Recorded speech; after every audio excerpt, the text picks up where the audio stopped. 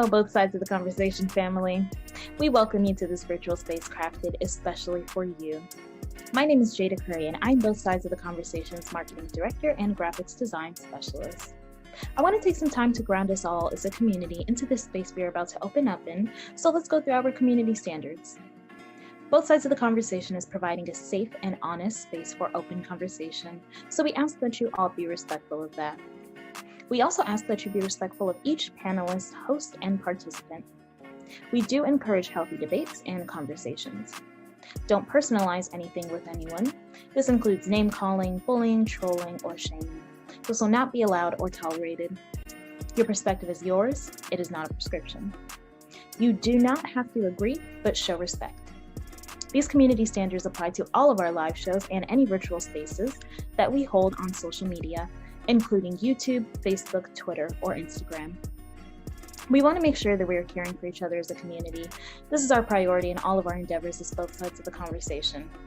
With that being said, I hope you enjoyed today's show and continue to stay in touch with us via YouTube, Facebook, Twitter, Instagram, or all of them. All right, thank you for listening and see you soon.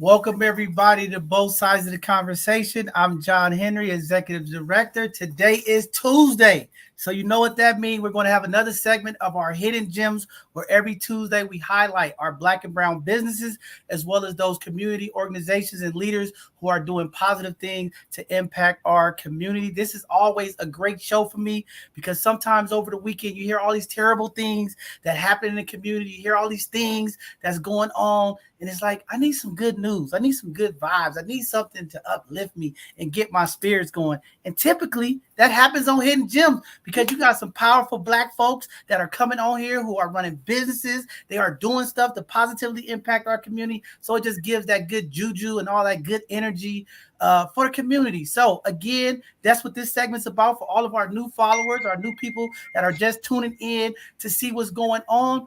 This is what we do every Tuesday, okay? At 7 o'clock, we give space to our community, okay? We want to patronize our Black businesses, and we want to support those community folks that are doing things to impact our community. So again, if you would like to nominate somebody, maybe there's a Black small business that we don't know about yet, and you want to nominate them, please go to our website and nominate them so we could get them on and highlight them for community so that we could go patronize their businesses and support that economical power that we need in our community. I am excited tonight as we have some phenomenal gems tonight, and I know y'all gonna be excited, community, to meet them as well. As you all see, there's a new face on here tonight. This is our other co-host, Miss Ayana. How are you doing tonight? Welcome yourself to everybody in the both sides of the conversation community. Happy Tuesday, everyone. It's a blessing to be here today. I'm excited about the show. We have 3 phenomenal guests, and I just cannot wait to hear what they have to say. Man, thank you very much. And as you all know, okay, me and Ayana share a special day together, our birthday. So anytime we get Ayana here, it is a privilege, and we are happy to see you here today. And I know community's going, where's Pretty Tony at? Where's Pretty Tony? Y'all, Pretty Tony then took off on vacation. She probably at the nail shop and the hair shop getting ready. She has an amazing event going on. As y'all know, Tony does a number of things. She's an actor. She's a model. She does screenplay, role play. She's a co-host here at both sides of the conversation. So she has some stuff going on in LA, and she's out relaxing, having a good time, getting her hair done. So tonight, Ayana and them is here to support. We got Sakati in the building. They're going to be helping support tonight's show while Pretty Tony is out there enjoying the great work because we know she's on phenomenal things. She's an amazing talent. So y'all look forward to Pretty Tony doing some amazing things in the community with her acting and her modeling. She is phenomenal. But tonight, Ayana, my birth twin, I'm just calling you my birth twin. My birth twin is here to help hold down. You know, us Leos, we just do what we do. So shout out to all of the Leos. I know it's Virgo season. Every time I say that, they be like, y'all season is over. Stop talking about Leos. But, you know, we'll talk about these Leos all the time because that's what we do. But with that being said, we're going to get started so that we can get started in tonight's show. First of all, I just want to say, I want to give a huge shout out, okay, to the Bayview Opera House. I want to give a shout out to our board president of San Francisco, Shaman Walton, and a number of community organizations that came together today that put on a phenomenal nonprofit boot camp. Again, amazing things are happening in our community, especially with this Dreamkeeper initiative. And today there was some powerful information for small nonprofits, for business owners to come in there and get a lot of information. Shout out to my guy, Kevin Epps, for also spearheading this project, you know, making sure that the right folks get in our community, help educate and uplift our community. So just want to say shout out to Kev, big ups to him and to Ashley Smiley and to all of the Bayview Opera House team today. It was a phenomenal event, a lot of great information, a lot of networking going on. I learned a lot of things from different organizations that I didn't know, met some phenomenal people and some other gems that's going to be coming on that I didn't know that are doing some amazing work to impact our community. So excited about that. Also, as you all know, it's been a very, very violent week here in the Bay Area and across this country. Gun violence is up. We're going to continue to do our part to make sure that we are part of the prevention, the maintenance of keeping our young folks and people in the community doing the right things, making sure that they are making the right positive decisions and working with other community organizations to make sure that those resources and information get to our people in the community. It is sad to hear the number of violence attacks and things that's going on in our community. It is a terrible thing when our seniors in our community are being robbed and attacked. Another incident took place today in Vallejo where a senior was robbed and hit in the head with a firearm from some young folks. And it's just terrible that our seniors can't even go to the store to shop without being vandalized or victimized by people in our community. So we got a lot of work to do, community. All of you community folks that's in workforce development, mental health, we got to do our job. We got to reach these young people in the community. We know resources is tight, inflation is high, money is getting tight, but we got to do our part to make sure we are helping the people in our community. We cannot have our seniors, our elders of the community afraid to just go to supermarkets to get the things that they need without being victimized from people in our community. So a lot of work. We're going to continue to do our part here to work with community and make sure that we help get resources to the community. But it's very, very disheartening and sad information when we see this across our news channels that our elders are being preyed upon about people in our community. And that's just cowardly acts to me. I have no sympathy for anyone out there that are preying on our elders and attacking our elders, no matter what the race is, okay? Any elder, that is terrible, and we have to do something about it, community. But with that being said, while Ayana's here to read our community events, we're going to start off with our road announcements, and then we're going to get to our community events. As you all know, COVID's been going on. But today, they put out the information that the Biden administration free distribution of the free at-home COVID test kits will come to an end this Friday, September the 2nd. So if you have not stocked up or got any of those free COVID test kits, you probably want to reach out to some of your organizations to get some, because after that, you will not be able to get them for free. I think there's going to be some charges and costs to them, which I think is very sad because the amount of COVID numbers are still going up across this country. There's a new variant that is spreading. I know they're trying to get rid of this COVID, but it's still here. People in the community, people close to me, people I know are still getting impacted by COVID, and we have to do something about it. So for all of the folks out there, put in your email. Make sure you get your free COVID test. There are still a few organizations that have some stock. Reach out to them, and we'll do our part to make sure that we connect folks with some of those resources as well. I think we still have a few, but they are going fast, as another family of folks have reached out to me to grab more today. So again, I don't think it's over, but they're saying they're putting an end to it. And I'm very sad to hear that. But again, reach out if you need any COVID support. I still know a couple of organizations that is doing that work. Also, the monkeypox is hidden. They calling it MPX now because people have complained about the monkeypox term, saying that it could be racial and things of that nature. So we're just going to say the MPX is hitting our communities hard. They are saying that there has been an increase, not only in the metro Atlanta area, but also here in San Francisco Bay Area. It is spreading fast. I know they only have a limited amount of vaccines that they're trying to get out. We're going to have the Department of Public Health folks coming on this platform. In the next couple of weeks, they are going to be doing a presentation on monkeypox and educating our community about it. What is it? How to get care, how to get services for it, and things of that nature. So again, we just have to work. I know there's been a lot of stereotypes and a lot of misinformation about this. So I'm happy that those folks from the Department of Public Health are going to be coming on doing an educational Thursday for us and making sure that our community have the right information and understand what's going on when it pertains to this monkeypox. We want to definitely stop the spread of it. We don't want it to get out in our community, as we know it is spreading fast. Also, the U.S. Open, Serena Williams defeats Danka Konovic in straight sets. I thought she was retiring, but I guess she's still doing a couple more matches. But again, great. Congratulations to her for continue to be a pillar, a leader in the tennis community, as she is still setting records, holding it down. Don't tell me Black Girl Magic ain't possible. Straight out of Compton, they still kicking people butt across this world on that tennis court. So shout out to her and her family. And, just great to see her continue to do her thing as a tennis athlete. With that being said, I'm going to turn it over to Ayana, as she's going to update all you guys for our community events and let y'all know what's going on across the Bay Area over the next couple of weeks. Go ahead, sister. All right. We have a lot of community events. So I need everybody to get out their shorts, their tank tops, because we got a lot going on. So San Francisco Black Cowboys Family Day Parade and Festival, Saturday, September 3rd. The parade begins at 11 a.m. at Gilman Park. The festival begins at 1 at Bayview Opera House. For more information, look at the link below. The next event is King of the City Softball Tournament. That is Sunday, September 4th, 10 a.m. at Gilman Park. The address is 903 Gilman Avenue in San Francisco.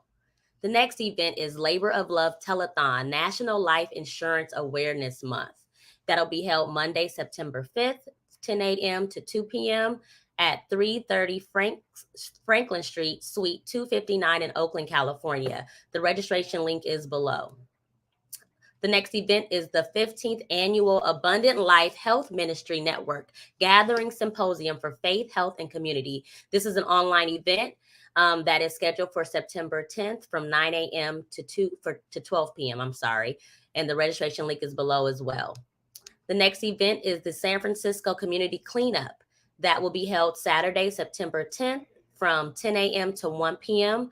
at the Kenny Alley Stairs, 4949 Mission Street, across from Safeway. For more information, call 415-769-5115.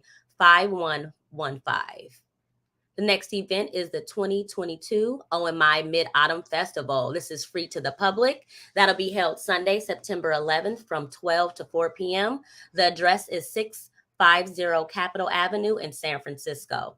Next, we have the Jazz in the Garden, free to the public, Sunday, September 18th, 12 to 3 p.m. And that will be held at the Brotherhood Head Mini Park next to 319 Head Street in San Francisco.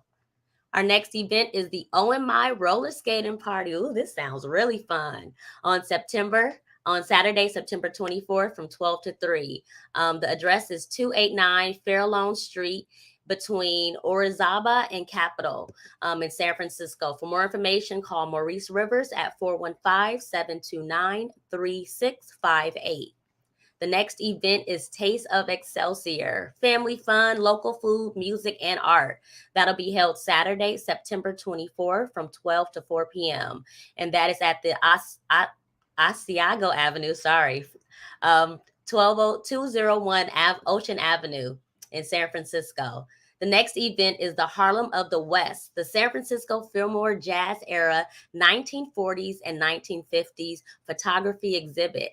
That'll be held Saturday, September 24th from 3 to 6 p.m., at 3 p.m. And then at 6 p.m., there's a special jazz guest. That sounds exciting as well. All of these events do. The next one is the 2022 to 2023 second annual kindergarten kit. It's a education and enrichment support package. So to receive your free box, sign up at the link below. The next event is the San Francisco Smart Money Coaching. It's a free, confidential financial guidance for anyone living, working, or receiving services in San Francisco. To schedule an appointment, call 877-256-0073. Now for the Bsotc announcements. Now we here at both sides of the conversation is in search of volunteers. Our work is inspiring and it feels good. We make a difference in the community with tangible results to show it. We are a highly driven group with high impact. We get the right things done the right way. Not only will you contribute to the community, but you will also learn a lot and gain knowledge in your field of interest with this organization. We value your ideas and input. Sign up to be a volunteer today. You make a difference. Now, support Bsotc. While you shop online, Amazon Smile donates 0.5% of your tangible purchases on Amazon to Bsotc. All you need to do is start your shopping at smile.amazon.com and choose Bsotc as your charitable organization, and donation will be made at no extra cost to you. So go to all of our social media sites for more information on how to give back to your community and support our organization, both sides of the conversation. Back to you, John. All right. And then for our upcoming shows this Thursday, we will have an Educational Thursday presentation. It should be great this September 1st. So please tune in this Thursday at 6 p.m. for our Educational Thursday. Should be a great education presentation. Also, just to give community update, this Sunday, we will not have a Sunday conversation. As we all know, this is Labor Day weekend. So we don't want to be laboring our people on Labor Day, right? We want y'all to enjoy the last summer holiday of the year. Get out there, spend time with family, enjoy the sun, do whatever you're doing, enjoy it, because this is the last summer holiday. And Labor Day weekend is a very powerful weekend for our communities. So go out there and enjoy. So we will not have a Sunday conversation this Sunday. Also, I want to give community an update. I told you guys we'll be talking about it. We're going to announce it tonight, and we'll be announcing it all the way until next week. We're going to have a winter program change for our Sunday conversation. So what that means is we're going to change our hours. Typically, every Sunday, we have our Sunday conversation at 2 p.m. And then when we have our youth conversations, we do that at 3 p.m. But this next Sunday conversation, we're going to be switching our programming. We're going to actually start airing our Sunday conversation for the winter months. We're going to do 4:30 p.m. We're going to give it a try. We're trying some new things. We want to see how it works. But we'll be going live at 4:30. So folks tuning in and want to see our upcoming Sunday conversations up until after the New Year's, will be on at 4:30 instead of 2 o'clock. But our youth, when they do their youth conversation, they will still be coming on at 3 o'clock. So just excited for them. We're going to try this. Y'all can give us feedback, community. If y'all don't like the 4 o'clock change, please let us know, because I know some people will have a problem. But again, we'll be having our Sunday conversations at 4:30 p.m. Pacific Standard Time, and we'll be putting out flyers and more information to community. Okay, with that being said, enough of us. Y'all have heard enough of us, enough events. Everybody's tuning in like, I want to see the hidden gems, John. I'm tired of hearing you.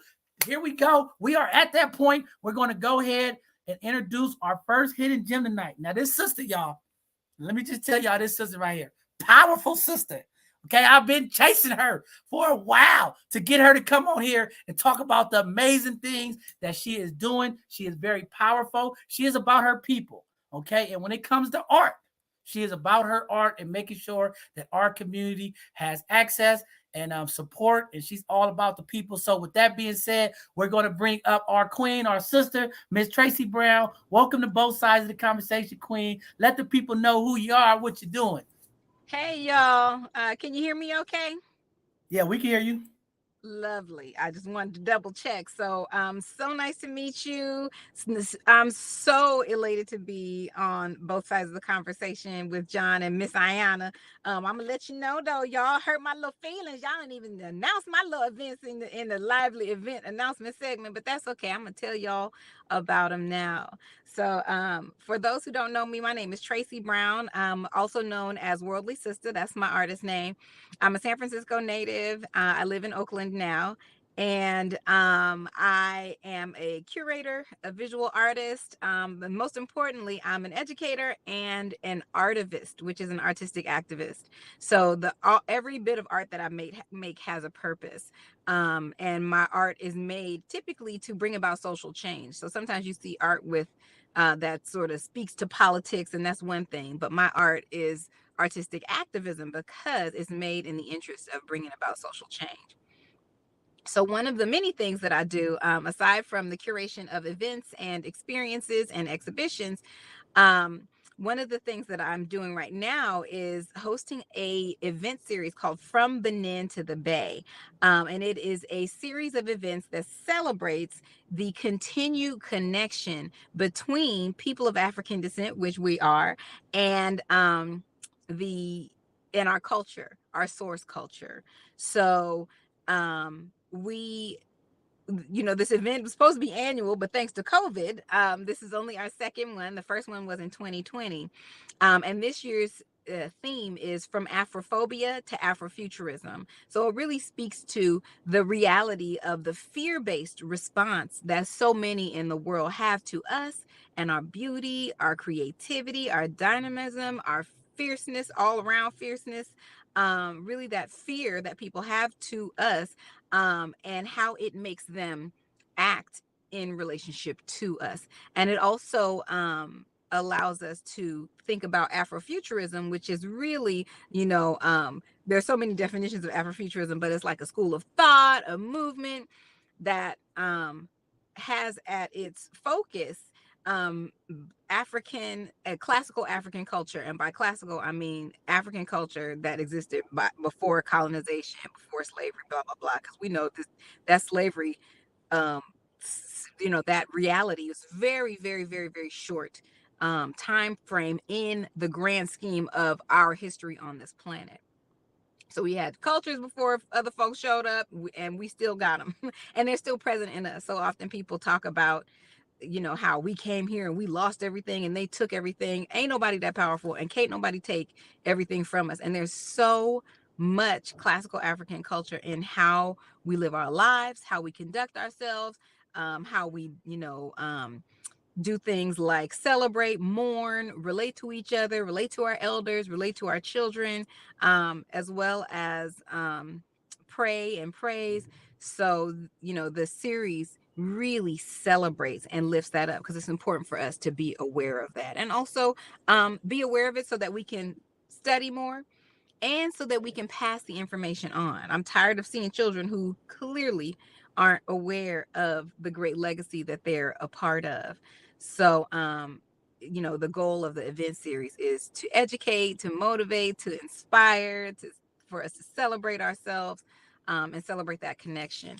And so, as I was saying about Afrofuturism, it really is essentially the imagining or envisioning of our culture being intact in the future, and us existing in the future as well as practicing and being the holders of our own culture. When I was little, I used to always watch Channel 44 on the weekends. There used to be a the movie series on Channel 44. Me and my sisters would be laying on our stomach in the living room watching KBHK, and they would always have some like kids film in the middle of the day, and on like Saturday and Sunday.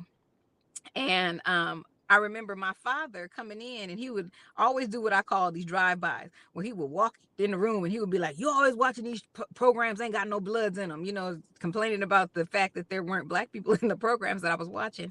And I remember one week he came through and he said that, "You always watching these shows without no bloods in them."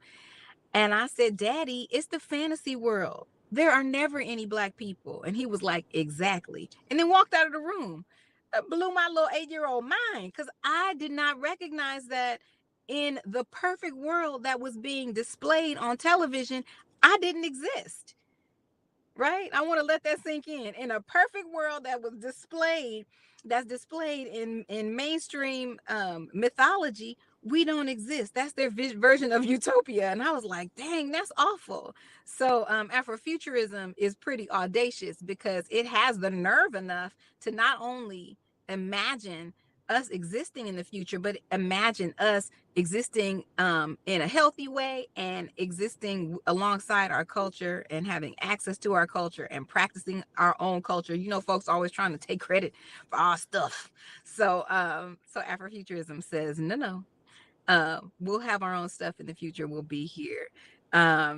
So the event series started on the 23rd, and it started with a celebration of the International Day for celebrating the abolition of slavery, and or celebration of slavery and its abolition. So recognizing those two phenomenon. And then on September 8th, we will be hosting a film showing. The name of the event is Afrofuturism and the Theology of Liberation.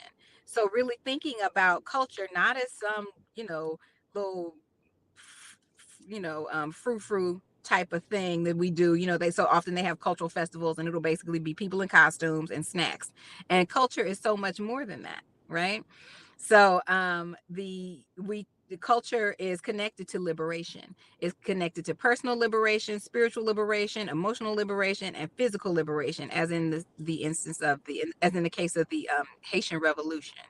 So that was sparked off by a cultural event, and it was very important to our history, the history of abolition, and the freedom struggle for our people. So we'll have a film showing that celebrates that, as well as a panel discussion that follows. And then on the September 10th and 11th, there will be a workshop that talks about the enduring nature of African spirituality. In particular, spirituality from the place that is called Dahomey, or that was called Dahomey. It's called the Republic of Benin today, but it was previously known as Dahomey. And those warrior women who were featured in Black Panther actually came from that space. So those those characters were based on real women and a real culture and real people. So we'll be studying more about the arts and culture of Dahomey and the movement of voodoo all over the world, as well as on the 13th. We will be celebrating the wisdom of the drum. So two amazing drummers, one of whom I grew up with. I used to go to Wajumbe at the Western Addition Cultural Center, which is now known as the African American Art and Culture Complex. It's Baba Valserand has been holding it down for the culture for many years. So these two drummers got together and they talked about the movement of drumming from Africa out into the diaspora or out into wherever we are in the world right now. They also talked about the meaning of the drums, how they're made, different in various African instruments. So it is going to be spectacular. So that's my main project right now, or the one that I'm focusing on right now. But the other things that I'm doing as an artivist is I'm leading the effort for the eradication of the use of images and likenesses of Black people as shooting targets. So we've seen all these stories about people using pictures of Black people as for police training, etc., which we know is problematic on various levels. And I also discovered that the U.S. government was using rubber Black men that are painted white for logistical purposes, but using rubber Black men for target practice. So earlier this year, I started an initiative to stop the government from doing that and to stop them from using our tax dollars to pay for these racist, horrible figures, and also to just call it out and call it what it is. So the effort continues. There is a link there'll be a link put in the chat that allows you to go to my page, a page on my website that tells you all about the petition. And we've made a lot of headway. The U.S. government, the GSA, is the world's largest purchasing body. The world's largest purchasing body, bigger than Walmart, bigger than Target, bigger than Amazon, the world's largest purchasing body. And through this effort and the use of art, I was able to get them to stop distributing these rubber Black men. So we still have work to do, but that's another initiative. And I also have an exhibit about the history of the tobacco industry targeting the Black community. So, right now there's Prop 31 is coming up on this year's ballot, and it is for the ban of flavored tobacco. And there's so much misinformation out there about the initiative. These menthol cigarettes and these tobacco products are killing our people at an alarming rate. 45,000 Black people die every year because of tobacco-induced illness. And it's ridiculous that people are fighting against getting rid of these flavors. The flavors make it easier for the tobacco to be smoked. They make it smoother. It's like that spoonful of sugar that makes that tobacco go down. And they are sending Black folks into our community, folks that we know as their mouthpieces, paying them to tell us to vote against our own interest and telling us to stand up against the regulation of menthol and flavors. But we need to make sure that we get rid of those flavors in whatever way that we can. So that's the goal. So that's what I'm doing. I know it's a lot. It's a lot in my life, but I appreciate y'all letting me tell folks. No, that's what it's all about. And then I have to stop you. I got to retract all the way to the beginning. We didn't forget about your event. It was intentional. You are here today. We wanted you to talk about your events, but we have blasted your flyers on all of our social media handles, and we will continue to blast them out to the event. Amazing work you're doing. And I mean, that's why I'm so honored to have you here, because I think you hit on a number of important topics in our community, because it seems that in this country, Black culture is only celebrated during Black History Month. So It's great that you are doing this and you are continuing to keep the imagery, the art, the things that are so important to our community alive, well, and out there in the community, because too many times it doesn't happen. And again, for our young children out there, it is so important hearing that story about when you was 8 years old, having to endure that. And I have a 6-year-old granddaughter, and I know it's a lot of young folks out there. How do we keep our community folks engaged in understanding and seeing imagery? It just feeds our subconsciousness. Having these type of events and these movies and these plays, it enriches our community, and I think it's very powerful. And that's why I was excited to get you here to talk about it, because I think it's something that all of our community needs to get behind, get out, participate, because we have to keep these historic art, photos, things to just keep us in mind of like our greatness. Because I think sometimes in our culture, and you're right, I'm glad you said it, so many times these other folks steal our culture and sell it back to us, and then we think it's their culture. When you talk about the drummings and the instruments and things of that nature, so many times they don't see Black faces and they think, oh, this is something that white folks do or other folks do. And it's just great that you're honing back in, bringing it back. No. This is what we do, okay? Right. Or jazz or blues. Right, right. They just think it's just rap. And I always tell these kids, like, we invented all of this stuff. And it's just great that you're highlighting it and bringing those historic moments back to the present so that our young folks can understand it and see it, live it, believe it, and understand and process that. Because I think, pushing the mind, especially today, and just hearing about the queens that's going to come on from that movie, I think is powerful, because a lot of kids just thought maybe them was made up figures, but to really see and like, this is really us. This is really us. It really is. It really is. And the featured presenter who's doing the 2-day workshop, as well as she's one of the panelists for the film, the post-film panel. She's actually a Queen Mother. So her name is Queen Mother, Her Majesty Queen Mother Dewoti Desir. And she is from the Republic of Benin. She's an Afro-diasporic queen, but she was actually crowned a king. And so we'll see that featured as well in a film Viola Davis is doing called The Woman King. It's coming out in September on Netflix. But that's a real phenomenon. But we have a real woman king that is in our midst who will be speaking, and she is powerful. So I highly recommend it. Wow, very powerful stuff. Sakati, you want to ask this powerful queen anything? Go on and ask her, because she's powerful. Man, I was waiting for you to be done. I got some big questions over here, John Henry. Well, Queen, first of all, blessings and grace to you on such a great job that you're doing in our communities. And I say communities because when one community hears you, you have kids who take it to another community, or an adult who take it to another community. But I guess my biggest question is, how do we use what you do to turn our kids away from this murder music? How do we use what you do to turn their minds away from being whores and thoughts and, forgetting that we're negus, Negus, royalty. How would you explain to a young lady who thinks that it's okay to devalue herself with thought, word, or actions? I appreciate your question. And one of the things that I notice is, even in my own family, sometimes the things that we encourage our kids to get involved in. So it's not just that they're hearing it outside the house. The attitude is, oh, well, they're going to hear it outside the house anyway, so I'll just give it to them, which isn't healthy. Now, trust and believe, I got into and did my fair share of dirt as a child. But my parents had grounded me and put me on a path so that no matter how far I stumbled off the path, Spirit always brought me back.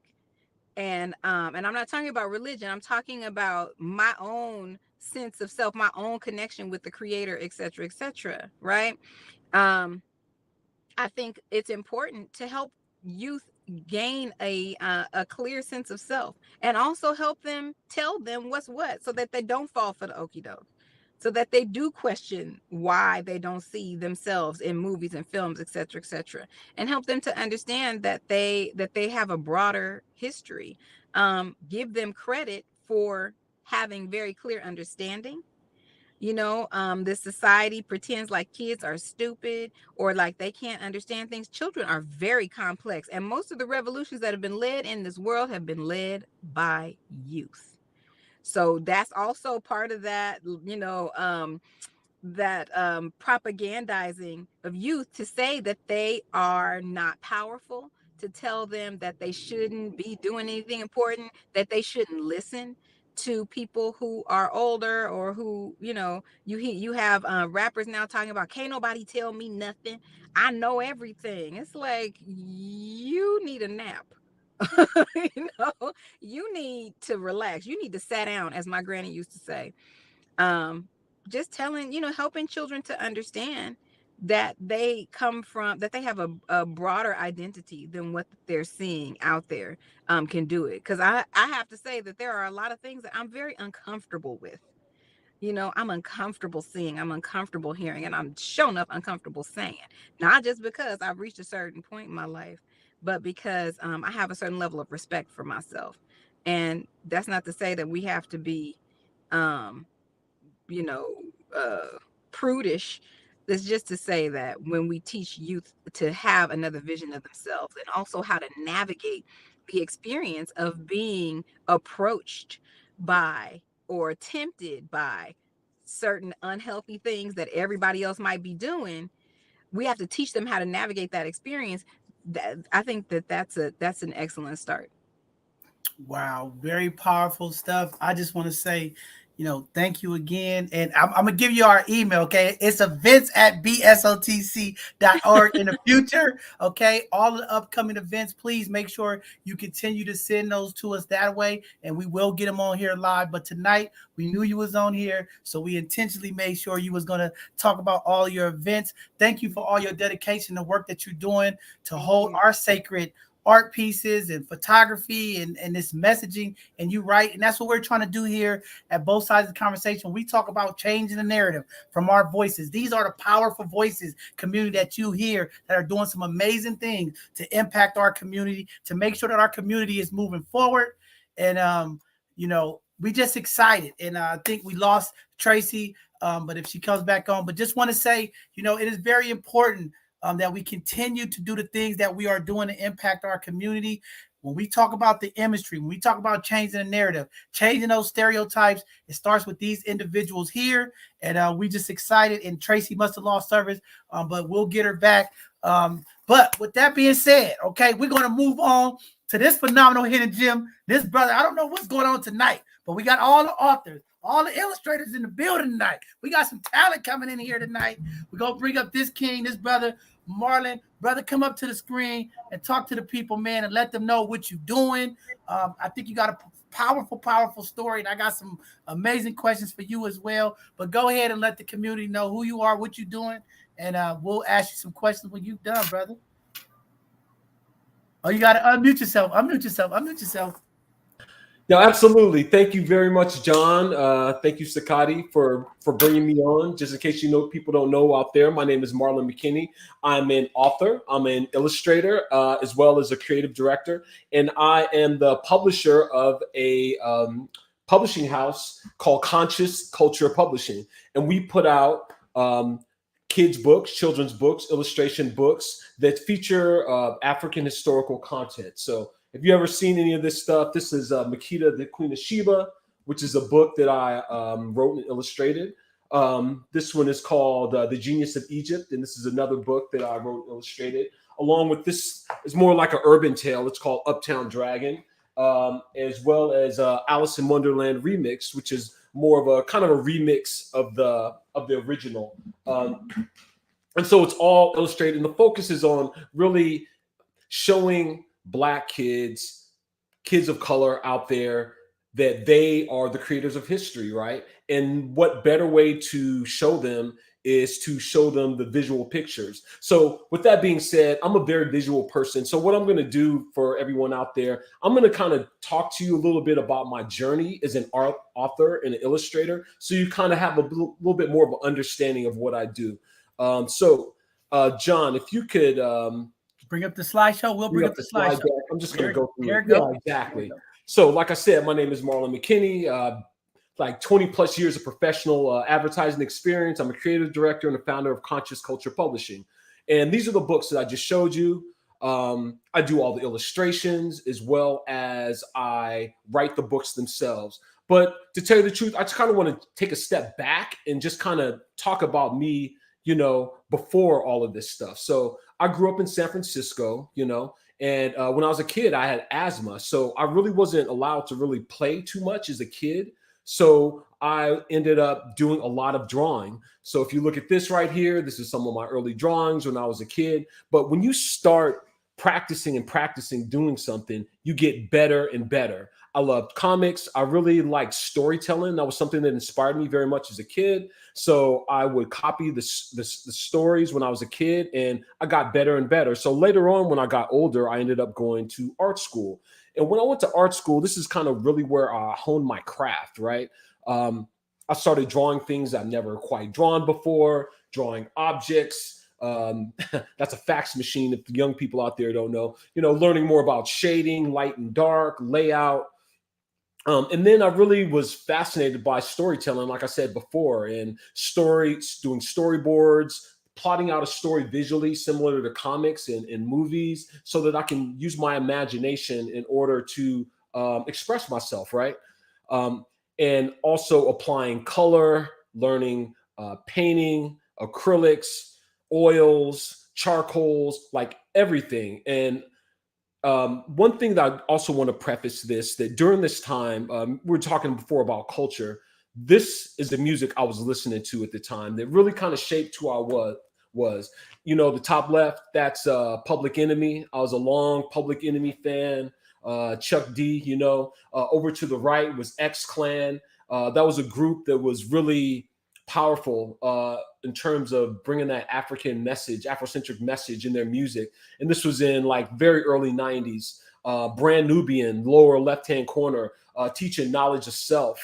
And as well as to the lower right-hand corner, we have A Tribe Called Quest. And so this is the music that I was listening to at the time. Well, I can just say kind of had me end up learning knowledge of self, of like who I am, who's my culture. We're not just, slaves that were brought over here. We have kingdoms and dynasties, and like learning all this information that really struck a chord in me and kind of built the foundation of who I am now. So after graduating art school, you think like, what am I going to do? I've got all this, black power, vibe that I got going on. But at the end of the day, we got to make money, right? We have to provide for our families. We have to pay rent. We have to, move ahead and, have a career. But the good thing that I was able to do, I ended up translating that into doing design. So I did design for many years, just in terms of working for video game companies. I did a lot of like websites and stuff like that when websites were really coming on in like the 2000s. I did Bell Biv DeVoe's first web design back in the day using this software called Flash, where things were animated. And this is where I really got more interested in movement and animation, doing a lot of work for a lot of different agencies in San Francisco, some of the biggest agencies out there. So if you look at this slide right here, you see all these companies, right? These big billion-dollar companies, Gap, Apple, whatever, Sony, Universal, Clorox. These are billion-dollar companies that have all this money, but what am I doing for my community, right? What am I doing for the African-American community? I've sat here, I made a nice living. I've learned a lot of stuff that most people who are of color or African-American don't really know how to do this stuff, like the animation and the design and the characters, all this stuff. So I ended up feeling like, I kind of had an epiphany, and this happened near the time that, Trump was starting to try to get elected. And I was just thinking, I just need to do something that makes me feel good, and also something that would just be positive. All this negativity out there in the media and social media and everything is just so negative. So I wanted to do something positive. And that's when I started my publishing company, Conscious Culture Publishing. And that's how I can really dedicate my love for my history, for my people, as well as design, animation, character design, and all those type of things.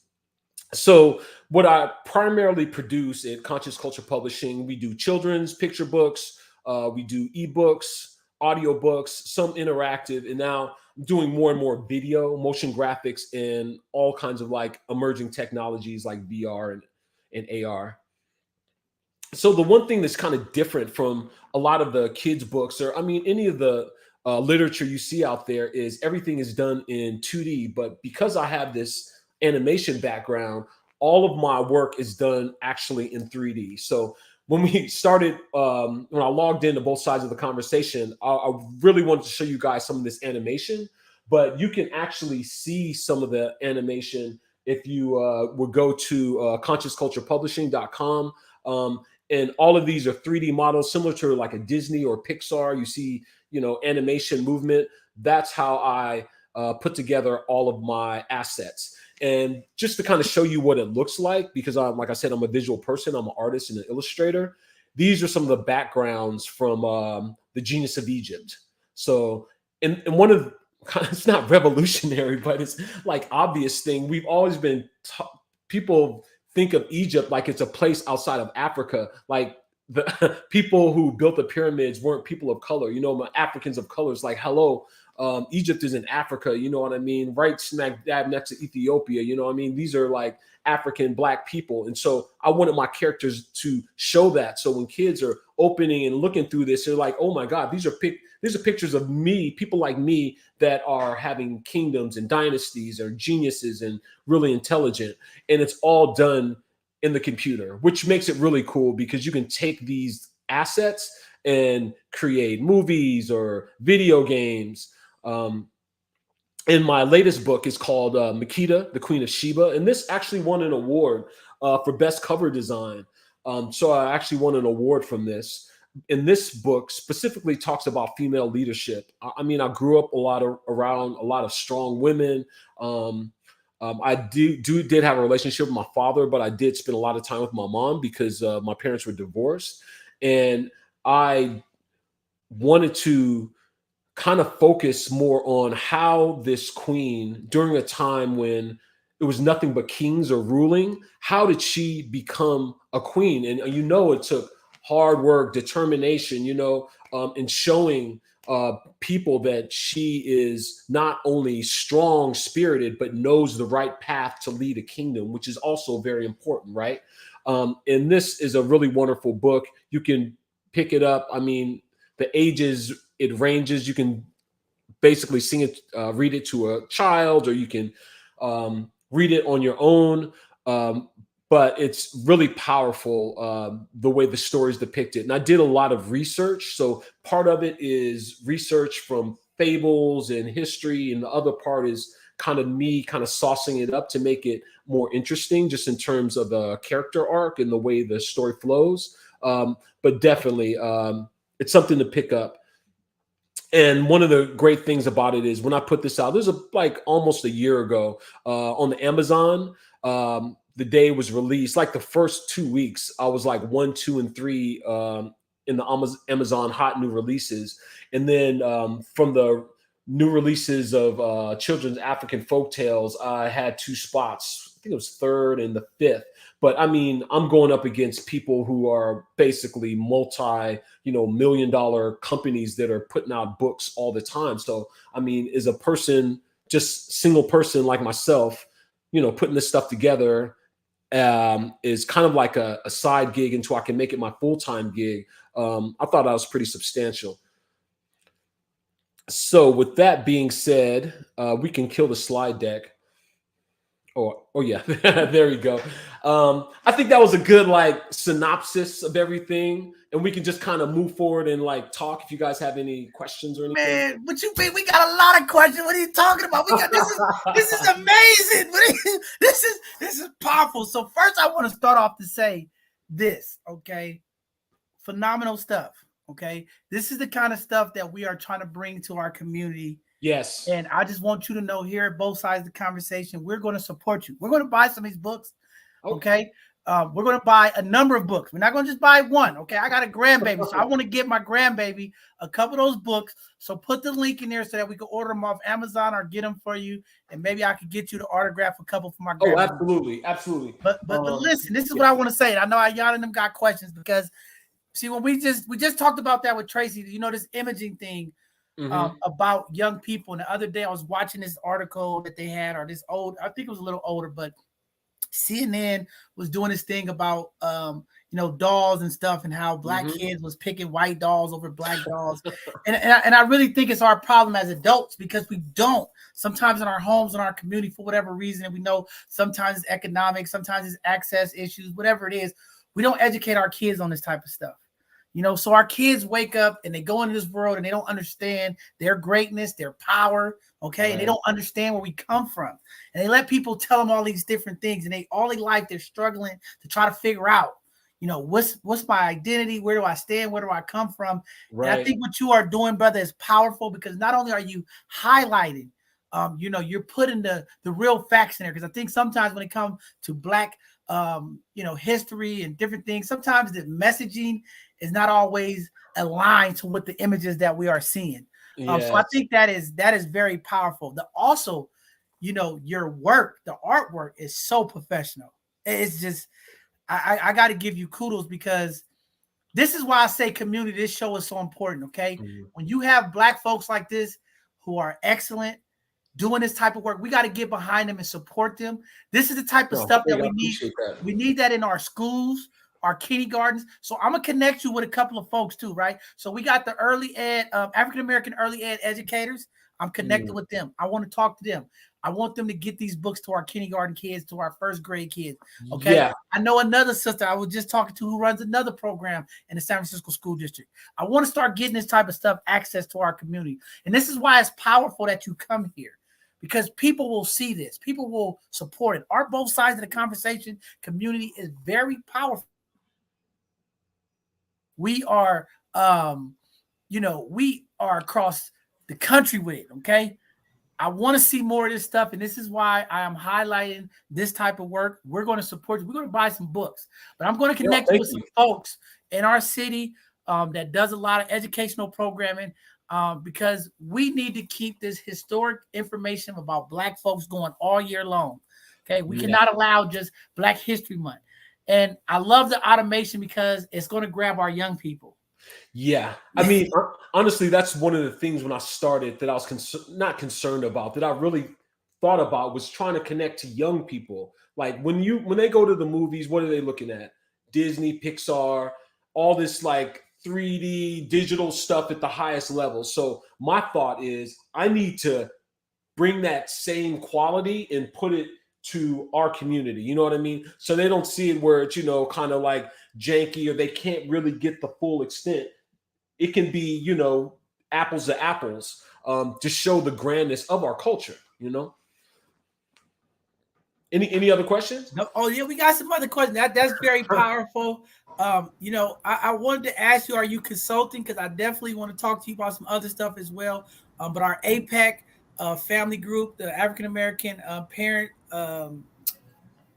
they are doing some amazing stuff with our young people. So I'm about to connect you with some folks so do all these literacy and book things. But go ahead, Sakati or Ayana. I want y'all to jump in here because I want to take up the floor. I want to let y'all ask some questions because I know you. So check it out.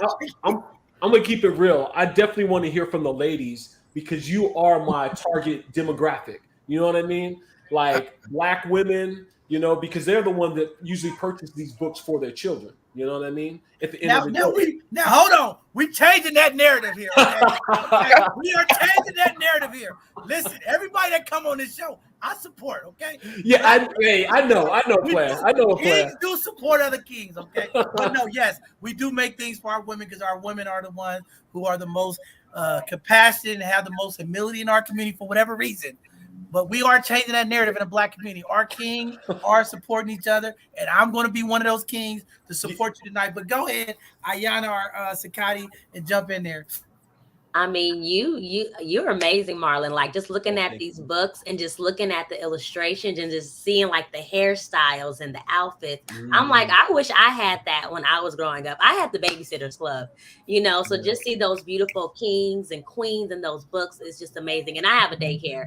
So a lot of books that I have, you know, unfortunately, they're white characters. So I will be reaching out to you and I'll be buying a boatload. And also I have some connection with some organizations that, you know, cater to children. So I'll be reaching out to them as well. But what I want to know is, you know, I know a lot of young artists and I feel like a lot of them are really stuck at where they're at. They feel like they can't like make a career out of it. What advice would you give a young person who has the passion, who has a talent?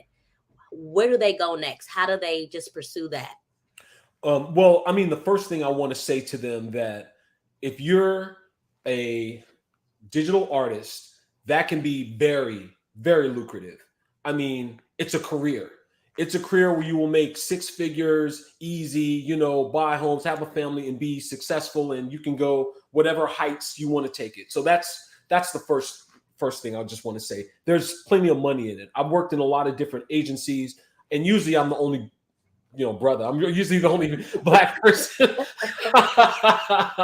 there. You know what I mean? But I do think that a lot of young people don't know of these type of opportunities. You know, I think they're thinking, okay, I just gotta, you know, be a rapper, do something in hip hop, or I gotta do something in sports and stuff. You know, no shade or nothing, but that's just two things. You know what I mean? There's thousands of options, right? So first of all, there's money in it. That's the first thing. The other thing is, the most important thing is to practice your craft. Don't focus on the outcome. Focus on the process. Don't think so much, oh, I need to get this recognition, that recognition, or this and this. Get in the whatever, the books, the software, start creating more and more and more, and start cranking stuff out like you are a mad woman or a madman. You know what I mean? Because that's going to make you better. That's going to get you better and better and better. Another thing, try to surround yourself with like-minded people. You have to, because if you can surround yourself, it's like iron. Was it iron? Wait, metal. Sharpens iron. Yeah, you know what I mean. You're gonna bounce off, vibe with each other, and hang around people that are smarter and more talented than you, so that you can learn and get better and better. And then I guess the last piece of it is, don't quit. You got to just keep grinding harder and harder. Just keep going and going, because eventually you will get to that level you need to go. It's just, you have to be tenacious and strong and just ready to grind and not quit. Are you sure, Marlon? Are you sure you're not a motivational speaker? I sometimes. He needs a mentorship program I'm ready too. to bring you to one of my team meetings and talk to my team about just keep grinding. Hey, it's important. John, he got me ready to go do some homework. Yeah, I want to go night, but he got me ready to do homework. You hear me? Yes. I might do this paper tonight, But Marlon, I just want to say, as a fellow asthma haver, a lot of times I had to sit in the house, and my cousins will come in and tease me because I'm watching, PBS and learning some things. I'm watching Electric Company, and I'm watching the painting guy, may he rest in peace, and Electric Company, just getting my learn on, right? So I want to speak towards the kids who have a disability, because a disability doesn't always have to be something where you can't walk or you can't talk or you can't this or that. Disability could also be like me. I'm a brain surgery survivor, so a disability can be things that other people cannot see.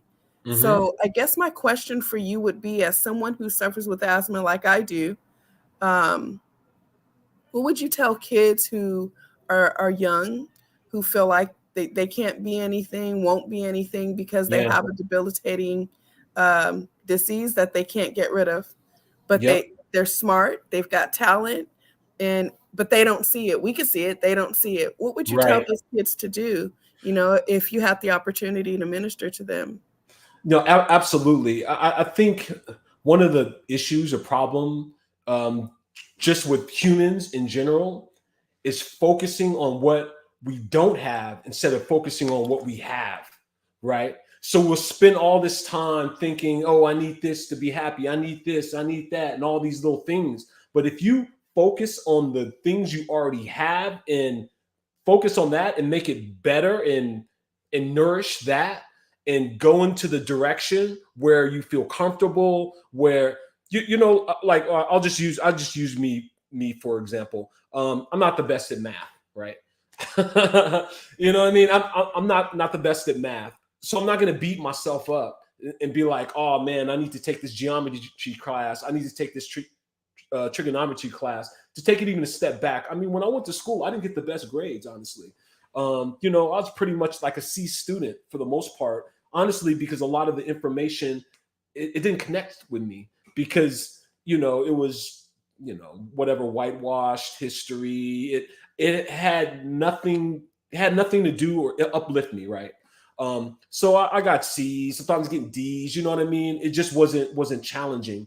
But instead of beating myself up, saying I can't do this. Matter of fact, I mean, even my own mother said I was a horrible speller, and I'm an author now. You know what I mean? So that's what I'm saying. Like, don't focus on like, oh, I got messed up grades, I'm stupid, I'm never gonna amount to anything. Think of what you may be good at. Hey, it could be freaking riding a skateboard. You know what I mean? Like, who knows what it can be? It can be anything, and especially nowadays with the internet and multimedia and everything, you can make something out of nothing. Just go all in on your talent. Everybody's good at something. Everybody's got a superpower. Like everybody's got something. There's something there. You know what I mean? That their spirit that they were born with.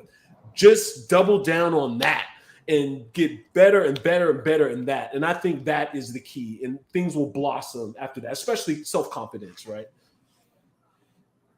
Wow, but that's... I'm going to go do my homework. You got me ready. I'm not playing. I'm gonna let the queens go. Go ahead, y'all. Because John, earlier I said something. So today when I went to class on Berkeley's campus, every day, every time I go there, I look around to see how many people look like me. Oh yeah. Then when I get in front of the class door, I look around to see how many people look like me that are about to walk into the classroom. Mm-hmm. And, we all give each other you know what I mean? I don't care how old they are, how young they are. Everybody give to let each other know it's all good. But you brought that back to me when you said, hey, when you go to some of these, jobs, no one looks like you. Yeah. So what would you tell these youngsters who are noticing what I notice as somebody who's, older? What would you tell them about that? Because, it's going to be a lot of times you get in that office, you're going to be the only person. So would you tell them to keep their mask on? or take their mask off, be who they are, or be what they need to be, To get be who they need to be corporately. Yeah. I mean, there's a lot of philosophy on this. I can just only talk from my experience, right? And what I went through. I'm definitely a code switcher. Like I switch code. You know what I mean? Code switching will help your bank account. I will say that, folks. Yes. But it's like another language, right? You're in a different country. You know, I know people from all over the world. You know what I mean? So sometimes when you're in a different place, you have to act a different way. It's like you got to read the room sometimes. If you're in a job environment where you can be more of yourself, which is what I always try to strive for, then, you know, all power to you. You know what I'm with? If you like Puff Daddy and you're walking down the bad boy offices with your shirt off, gold chain, and, you know, drinking something, yeah, whatever. But that's like one perk, you know what I mean? Right. But yeah, I believe in whatever code switching. I'll just say this: always be professional. Always be professional. Always, no matter what. Even when people do some slick shit, even when it's like some weird drama or whatever, always stay professional because your reputation is everything. Like who you are is everything. So always have morals. Don't let people want to go low, like Michelle Obama said, go high. Just walk away. Trust me, it's definitely worth it. You know what I mean? Because you never want to just burn bridges and whatever, crap on people. Things always, the world is basically karma. It's a circle. So you don't want to put that type of energy out there. Always remain professional, and trust me, your bank account will expand. You can go to the house, sag your pants, you know, with your boys. Oh yeah, you know what I mean? That's cool. But when you're in a type of environment, especially when there's not another, you know, African Americans, Black folks, you know, people of color, I'd say just be professional. Be professional. You don't got to be, you know, like a different person, but it's like a code switch. You just have to be more professional. Watch what you say. You know. Definitely. Ayana, you want to say any last question? Go, because I want to make sure you got all your. Of a comment, I just really liked how you use that everyone has a superpower and everyone has to remember that, you know, even when you feel like I don't have a talent, I'm not good at this, everyone has one, but we have to just dig deep and really find what that superpower is. So thank you for that comment, and thank you for just sharing your story. It's so inspiring. Thank you. No, thank you guys for bringing me on. I mean, my number one thing is I want to reach out and touch the community, because this like programs like this are grassroots. This is how the community grows right here, grassroots. And I want to thank y'all for bringing me on. I appreciate it. Definitely. But Marlon, before we're not letting you go yet. Oh, okay. I'm sorry. See the blessing of both sides of the conversation, we get to keep it authentic here. See, this is why when we build Black and we do things Black, see, our language could be a little colorful. We can act a little bit like ourselves, and we don't get penalized because we're not trying to be like corporate media, okay? We're trying to do things to impact our community. That's why both sides of the conversation is so powerful within the community, because when people come on here, you can be yourself. If you slip up and you say a cuss word, it's okay. We're not judging, because this is how we is around our people. But the best thing that you said tonight, though, is it's all been uplifting messages, and you're showing something different. And I just really want to say, you know, people get mad when people say code switching and things like that. And I like how you said, you know, professional, because we got to teach our young people that. You know, too many times we get caught in this rap culture, the things that's going on, and we think this is the only way out. So I really like how you just really open that up all the way about being professional and learning different things, because as you grow and evolve, there are different people, different countries, different languages, different things that our community young folks need to learn. And I think it's very, very powerful that you are doing this. And when you talked about the education, the one thing that I wanted to say, because I think this is important. I'm on a lot of these meetings when we talk about the school boards and different things. And I'm glad you hit on that, because our youth do learn different. Yeah. You know, and it's just important that our parents and the community also understand, like, every kid is not the kid that's going to sit in class and just vibe. And I think that's why your book is so powerful. Some people learn visually, some people learn audibly, some people learn from seeing things written down. And I think the way you put it all together is brilliant, because we do have different kids in our community that learn different ways. And it is time for the adults of our community to look and not be so judgmental at different different ways that people, different careers, different opportunities, because we get so stuck on, if you don't go to college, you're not great, you're not good. Yeah. And I think we need to change that narrative in the Black community, because there are, like, you know, electives that other folks do that makes great livings, and it's just is honorable as someone who's going through their college career. And we have to understand all kids ain't made to go to college. Yep. You know, there's plumbers, electricians, you know, different people that are making phenomenal income and still are being positive and impacting our community. And we need to celebrate those people, whether it's automation, whether it's gaming. I mean, people are making a lot of money in this gaming industry. So it's just, you know, it's just great, one, to see a Black face, Black male doing this. So definitely just want to, you know, just highlight you and say thank you, brother, because this is what we need.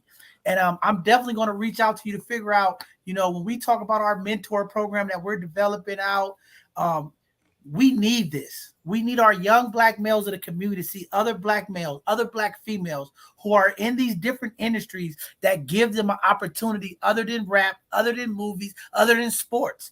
And again, I'm going to say this because people get mad when I say this. I'm not saying that we don't need sports in our community, but it's too many times our parents and our Black community is dependent on basketball, football, baseball to get out. And I'm like, it's other things that we need to be teaching our kid, that we could give them opportunities to also be successful and have great impact in our community. And like you said, I'm sometimes the only Black person in spaces that I'm in, right? And I always look at it like, hey, y'all, look at it like the sports team. You like the superstar of that, you know what I mean? So like, Marlon, when you walk in a building, you the only brother's like, yeah, I'm that guy. You know what I'm saying? So we gotta embrace that, because too many times I know folks that walk in these spaces and it's like, oh, where's the other brothers that like, oh, this is not for us. We gotta also embrace it, like, yeah, I'm that guy, but not only be that guy, but do what you're doing, come into the community, opening these opportunities up so that people know about it. You get what I'm saying? So that it is another. How do you think Tiger Woods opened up golf to more brothers playing golf? Because a lot of Black folks are like, oh, that's a white man sport, I don't want to play golf. They see Tiger Woods could do it, and they're like, oh, I can do it too. Now we got more Black folks playing golf ever before. Same thing in tennis. And I think what you're doing, and we hope after tonight with our exposure and all of the work you're doing, and as we continue to highlight you, we get more of our young kids into digital media, digital arts, and becoming authors. I mean, I think it's possible. You know, we know that this young generation have a short attention span. So, you know, these ebooks, sometimes only 20 pages, 30 pages. I mean, these kids could do it, man. So you're an inspiration. You're a hidden gem, but after tonight, you're not so hidden. Community's gonna know about you. Okay, people are gonna be hitting you up. So we got to make sure that we get all your contact information, but we have it because a lot of times after these shows, because it is late on the East Coast, a lot of times in the morning, our Both Sides of the Conversation followers will wake up and check out the previous show from last night. So if we get any hits from folks, we will make sure we connect you with them. I will connect you with some of our educators to make sure that we get these Black books in spaces. And even if we have to do a small community fundraiser so that our Black families can get those, I'll work with Ayana and we'll support and get some books because we need to keep pushing this information to our community. So just proud of the work you're doing. And we're going to continue to support you and uplift you. And again, utilize this platform. Anytime you have any new releases or anything that you want to update the community, you are welcome to come back on. You are part of Both Sides of the Conversation. This is a community platform. All you got to do is sign up and say, hey, I'm coming back on. Our next hidden gem, she's coming back on. So it works. And we're going to continue to support. We're going to continue to support you. Yeah, no, I appreciate that. And matter of fact, probably closer to winter time, I might hit you guys back because I'm going to do a crowdfund for my new book, The Genius of Egypt Part 2, Rise of the Pyramid. In this one, I'm getting real deep in this one. I mean, I got some 5%er books over here I'm looking at. I mean, I'm gonna get real deep on this one. Oh, man, definitely. We would love to have you. And again, we're going to put your event up there for the Eventbrite. You know, we want community to get behind you and support you. If there's anything that we could do, again, we will continue to support you. But please put your book where we could buy the book from in the private chat, and we'll get that out to community. Also, if you want us to, we'll go on Amazon and get them. But I'm definitely going to work with Ayana, and I'm going to connect you with a couple of the community folks. to make sure that we partner with you because our early African-American early educators are doing some phenomenal stuff with this Dreamkeeper initiative when it comes to education. And we want to make sure that our Black families, our young folks get these books. And I'm definitely going to grab a number of these books for my grandbaby because I want her to see Black women in power, Black kings, and I want her to continue to learn the richness of her history and understand that, she's part of greatness. So thank you for highlighting and uplifting that, brother. Thank you. Thank you. Thank everybody. You guys have a good one. Thank you. All right. Thank you. A community. As you see, some powerful hidden gems tonight. This have been excited. Sakati's pumped up. I'm pumped up. I'm excited to see folks doing this type of work and just giving the opportunity to our community to see what it looks like to be Black in some of the greatness. We got to get behind Marlon. We got to get behind Tracy. Let's get these books, get to these events and support each other. Again, great message, great stuff for community. And we are pumped up and excited in both sides of the conversation. We're going to do our part to support our Black folks, and we're going to spend some of our Black dollars to support Marlon and Tracy. But with that being said, I know it's getting late. We got our last hidden gem, okay? This lady here, this queen is so powerful. Okay, we're gonna bring her up because she's been here before. Y'all might have to go back and look, but she's been here before. She came on with so much energy and talked about her compassion and her feeling for the community and how she wanted to give back and help. She has now converted her organization into a nonprofit. She is making moves and stumping ground, and we are glad that she is back so that we can find out what's going on and how we're gonna get behind her and support her. Ms. Demetra, welcome back to both sides of the conversation. Let the community know what you're doing. You have transformed and you're trendsetting, you're trailblazing. Let us know what's going on. Yes, what's good? Thank you so much, John, for bringing me back. It's like a pleasure to be back on this platform. So much has happened in the year, you don't even know. So I'm so excited just to be here tonight. So without further ado, I'm Demetria Ricks. My stage name is The Authentic Purpose. I am the CEO and founder of UTCP, entrepreneur, motivational speaker / philanthropist. So I started UTCP back in June of last year. I always wanted to help, I always wanted to help the community. I wanted to help the homeless because I've been there before. People have helped me, So it's it's only right that I give back to the community now because I'm in a position that I can do that. So UTCP came about and I got an LLC and it just took off little by little. I'm here in Texas. So there's one shelter here. So I've helped them with emergency sack lunches. I did 2 times. So I've done 200 sack lunches total. So I took it out there to them, sandwiches, things of that nature, for the Arlington Life Shelter. I also do bags, which I call I'm Good, which means getting over obstacles daily. So I hand out these bags. It's hygiene products is in them, non-perishable items as well.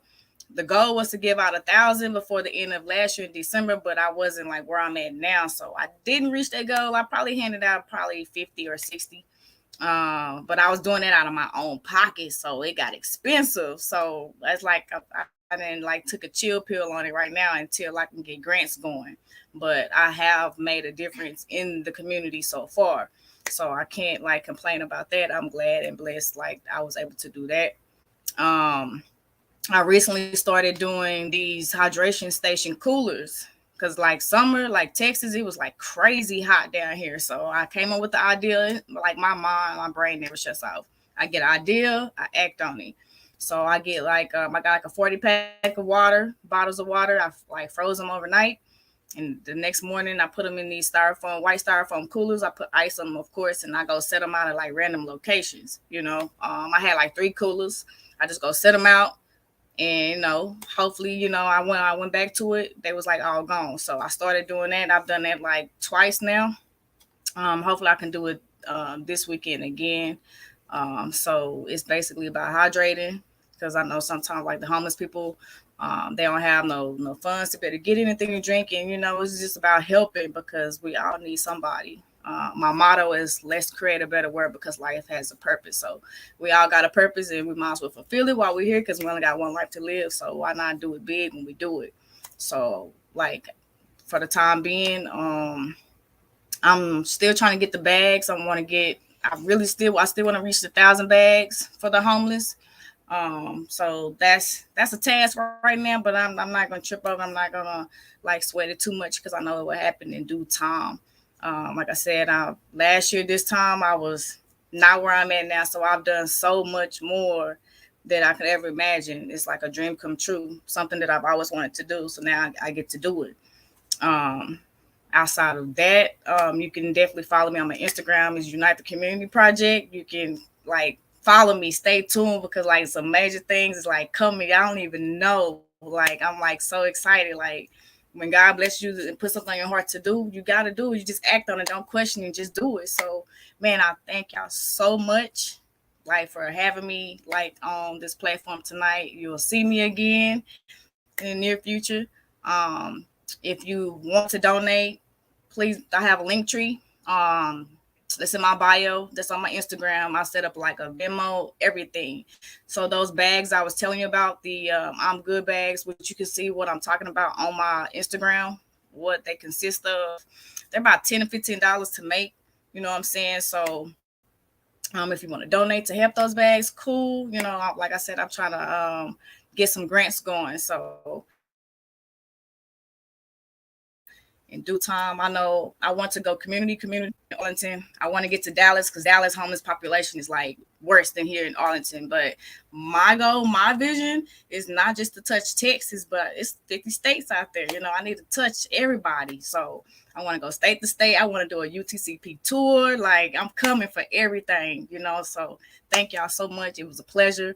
And God bless y'all. Man, D, let me tell you, like, I'm happy you here tonight. You know, when I saw you, I lit up because I remember when you first came on here.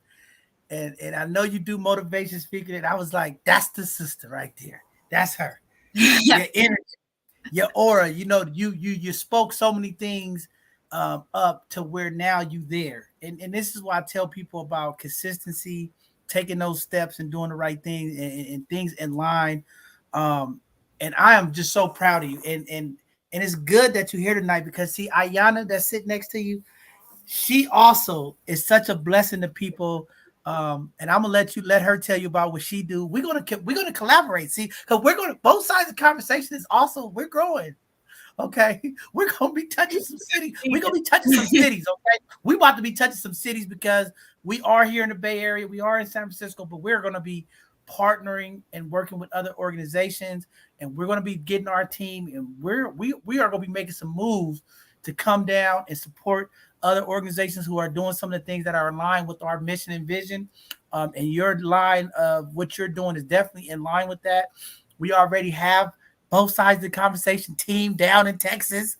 Okay, we got teams, people on our team all over this country on this team. Okay, so I ain't forgot about you. Okay, but we are going to support you, and we will go to your link tree. It's up there on the screen. We will go and support you because that's what we do. Okay, we don't talk about it, we be about it, and we're going to definitely support you. I'm going to make sure that our team gets on there and put some financial support there with you. But keep doing what you're doing. And I know you remember last time I told you, little steps turn into big steps, and big steps turn into big things. Anytime you can impact one person, you've already done the job, right? But the blessing of your heart of humility and compassion, more is going to happen. Mm-hmm. And you already see it. And last time you just did it. Now you got an organization. Now you're going after grants, right? And we're going to be able to support you in different ways. You get what I'm saying? When you start doing your events, right, we'll help share your flyers and get people. We got a good following down in Houston. We got a good following of folks in Dallas. So it's all going to line up for you. Just stay grinding. You heard what the brother said. Just keep grinding. Keep grinding, and it's going to work out for you. But I want Ayana to talk to you about what she's doing because this all makes sense. See, I always feel like the energy, our ancestors, God, always put us in circles and spaces for a reason. But Ayana, this is a real twin right here. Sister Demetria is speaking my language. Like just hearing you speak, I was just like, oh my God, our stories are so similar. Like I was homeless, and even though I wasn't on the street homeless, it was just like I had left a crazy situation where it was like I had to flee with my son. So it was like, where do I go next? You know, and luckily I had such a supportive system around me where I had that support and help. But then when I look outside, now that I'm, you know, stable and I have my apartment and things are good, other people, they don't have that, I guess I wouldn't say fairy tale ending, but they don't have the same support that I had, And so like every year for my birthday, I feed the homeless.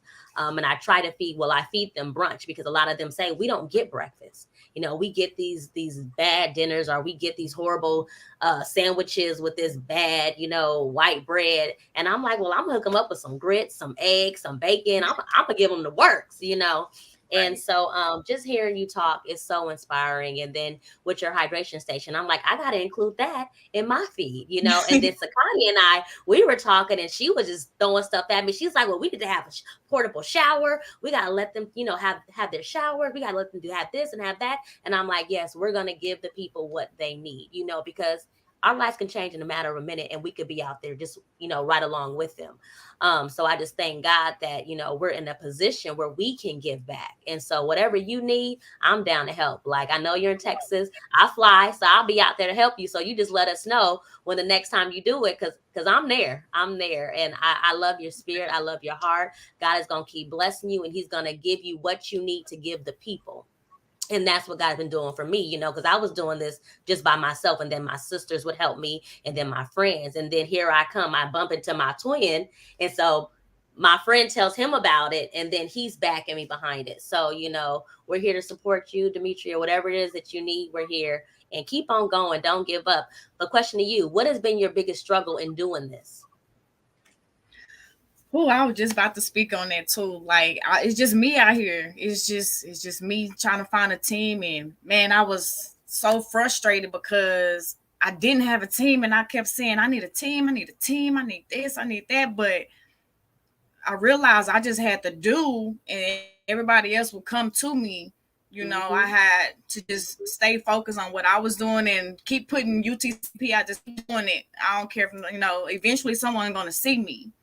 So that has been my biggest struggle, is the team, because it's just me doing it by myself, So that's why I haven't done any more like bags, because like the funding is not there. But I started it. I know that much. So hopefully, I don't know, I can go to, someone told me to go to a university, like a college, find like college students, maybe interns, maybe try to tell them my story. Maybe they just want to help me. Just to do it, just to join my team and start like that. I know people, but not on the level of them like actually being able to help me here in Arlington, because I moved to Arlington 4 years ago to follow my dream, which I'm doing it now. So I can't complain on that. It's just that team I'm worried about that team, if I'm going to have that to be, because putting out hydration station coolers, I mean, I can do it, but it's like if I had like 2 or 3 more people, I could do more than 3 coolers, because I only can fit 3 in the trunk at a time. But if I had more people, they can put them out other places, or they could be in Dallas and doing them there. So that's where I'm at right now. That's my biggest challenge right now. Wow, very powerful. So I'm going to tell you right now, we're going to commit. We're going to send you something to get you going. But keep doing your social media posts. If you need some help with some flyers, volunteer flyers, to get people to volunteer, reach out to me.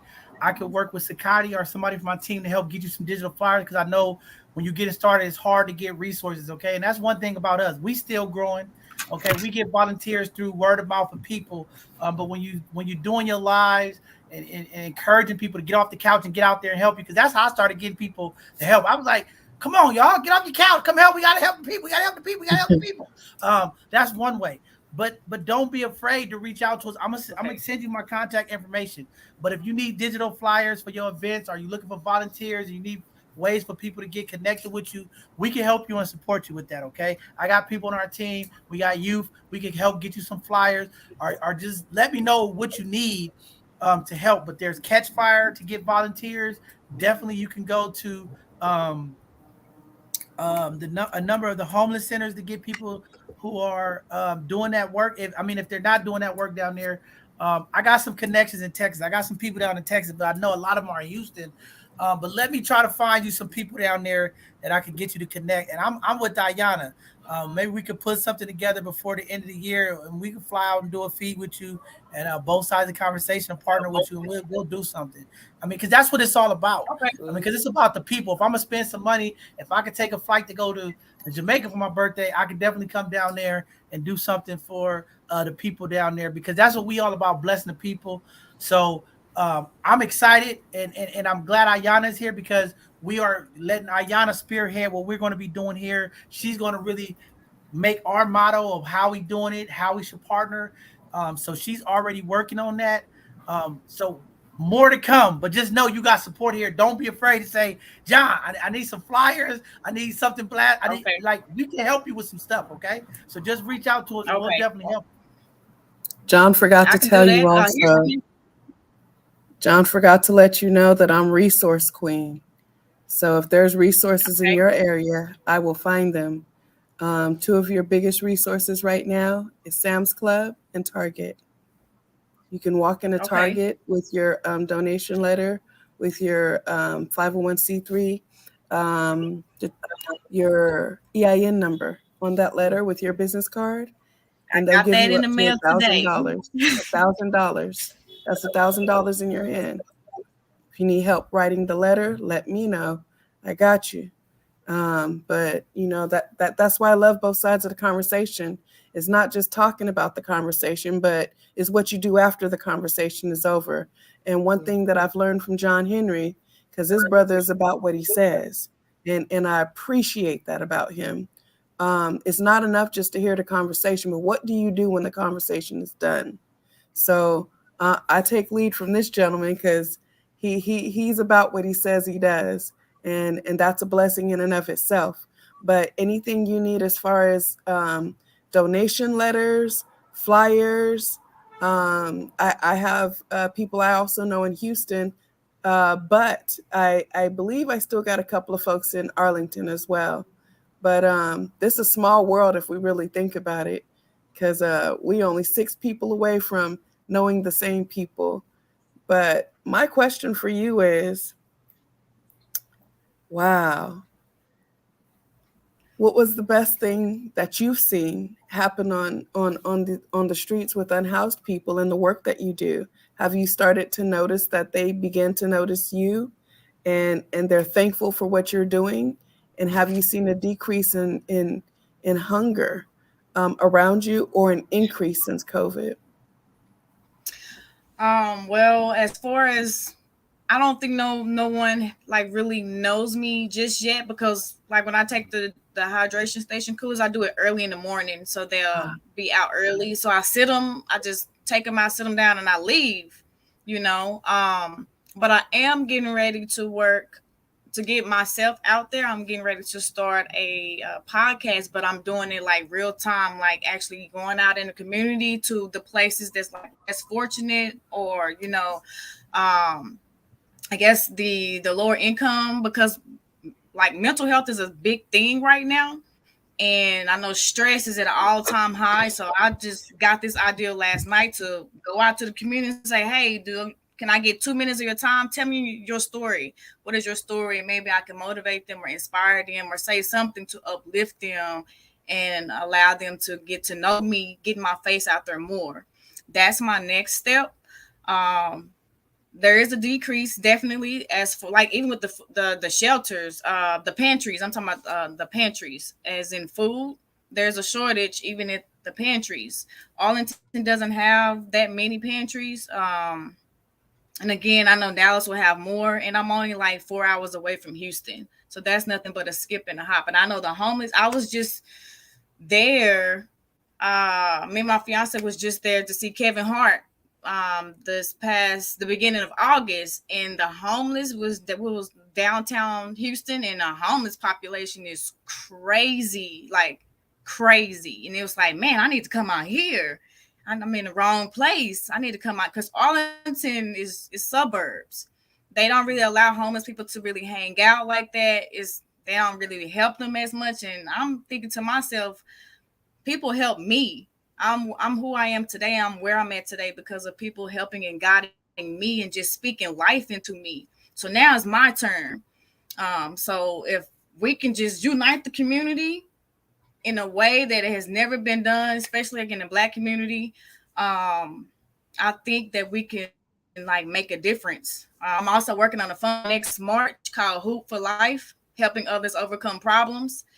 That is it's gonna be a big deal. Like I'm gonna have a 3-on-3 basketball tournament one day, 2-day weekend event, 5-on-5, got prizes. I'm working on it. It's been an ideal since 2018, but it's time to. It's gonna help fund UTCP. So now it's time to make it do what it do. It's coming. It's coming your way. All I can say, it is coming your way. Keep doing the amazing things that you are doing because it's definitely coming your way. And I mean, this work that you're doing with Unite the Community Project is very powerful. Anytime you could come together to give back to those who are in need, I think it just tells a lot about who you are. I mean, we are in some detriment times right now. And we need all of these organizations to work together to help support our community. That's what we continue to try to do because we need that, okay? With the inflation going up, the amount of cost that it takes, our discretionary funds are going away, gas is high, people are struggling. So I need community to know how important it is. So community, get behind this sister, go to the link tree, donate, support, so that we are impacting our community. Because again, we are trying to impact people all across this country that look like us, and it's not a lot of people that care about us. I mean, you out there doing the work. Do you see a lot of people who don't look like us trying to help impact our community? It's not a lot, and we got to get behind the work you're doing. I mean, I think it's just phenomenal that you continue to do it. You have growth, so you can't say that things haven't happened because you are still growing. And as Tony would say, keep ascending. Keep doing what you're doing because it's going to come in your favor. I'm telling you, there's nights I'm scratching the little bit of hair I have on my head, and I'm saying, how am I going to be able to help the people? How am I going to be able to do this? And things just happen. Opportunities happen. There are people who watch, and this is why I wanted to say this to you because you kept saying nobody see me. You'll be surprised how many people are watching you that don't say anything. Let me tell you how many events, how many meetings, how many elected officials I've been around. They like, John, I watch you all the time. And I'm like, but y'all don't subscribe. I don't see you on YouTube. You don't comment. They like, I just watch. It's great. I sit back and watch. So keep doing the work that you're doing is what I'm trying to say. Keep working, keep grinding because you don't know who's watching, right? And there's somebody in Arlington. There's somebody in Houston. There's somebody in Dallas who might like, man, she really grinding for the people. Let me get behind and help her. I'm just telling you, it's times I've walked to the donation box and it's donations in here. Like, people really watch, people really care. So keep doing what you're doing. You don't know where the money go come from. You don't know where the help go come from. Your next volunteer might be watching tonight like, oh, I didn't know you needed help. And this is what I'm saying, keep speaking about it. A lot of times when we run organizations and we get started, we don't ask enough. And I'm being honest because I was like, man, I'm just gonna keep doing what I'm doing. If I gotta use the money out of my pocket. But in this industry of nonprofit, believe me, you gotta ask. You gotta keep letting people know. I need support. I need help. The reason why I'm impacting the people. I need help. I need support because I'm impacting the people. You gotta let them know. You know what I'm saying? Because if you don't, people just won't do anything. Like sometimes I have to kick and cry and I gotta yell and scream sometimes to get help. I'm like, man, I got people over here. They need help. I got family. I got single mothers working. I need some help. I need to support them. Somebody give me something. I need some help. And it happens. So it is a kick and scratching game. It does happen.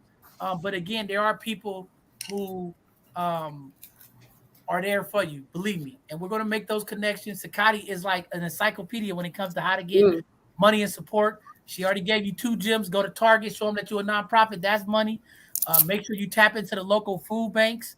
That's opportunities to get free food and stuff. And all of these people for the stuff that you're doing, what you also have to do is find the people who create that stuff and reach out to them. So like your hydration stations, whoever manufactures that stuff, reach out to them and say, hey, I'm a nonprofit. This is what I do. I use y'all products. Would y'all like to support me and donate some of the products so that I can do more? That's how it works, right? You need a van. Reach out to the different organizations who like dealerships and just say, look at these foundations. I need a van. I need more space to move this stuff around. Can y'all help me? That's just how it works. Now you might ask 1,000 times and you might miss something, but sooner or later somebody's gonna say, hey, let me help you, right? When it comes to your meals, whatever it is, just find it. Like any grocery store, they have stuff for nonprofits, and you just have to reach out to their managers and just say, hey, I'm a nonprofit. I feed unhoused people. How can y'all help me? I need some kind of support to do more. And you'll be surprised. They throw food away. They just say, hey, instead of throwing it away, we'll get this nonprofit. It happens, right? Just don't be afraid to ask, because a lot of times people are afraid to ask when they get in these positions, but you just got to keep asking. You're a nonprofit now. People want that tax write-off, and just keep telling them, I'm a nonprofit. I need help. I'm trying to help people. And believe me, they will help you and give you stuff. And we'll work with you. And I'll have Sakati reach out to you to give you some of those tips and maybe help you create some of those intro letters and stuff so that you can have to just send out. And you just keep asking people. And again, document your work. I know when we're doing this work with Unhoused, and I know when I was out there with Ayana, it's sometimes uncomfortable because people don't want. It's not that you're filming people in their bad time, but I also believe in that it's important to film what's going on so that other people know. Because believe me, there's a lot of people that's oblivious to how bad the conditions really are in this country. I'm being honest. I've talked to people and they like, it's not a homeless problem, because a lot of times they don't come in these areas. I'm serious. I had people fly out that came to the Bay Area and was like, didn't even understand our housing and homeless crisis. Like, I didn't even know it was like this. I just thought beautiful San Francisco. And I'm like, look, no, we got people out here starving, living on the streets. It's bad, right? So our job also is to document, to educate people. This is what's going on in your community. And if people in Arlington are not, sometimes in Arlington is kind of middle class too. Some people just go to work and they just like, I got my nice suburbia house. It's hot. I don't want to be out doing nothing in the heat.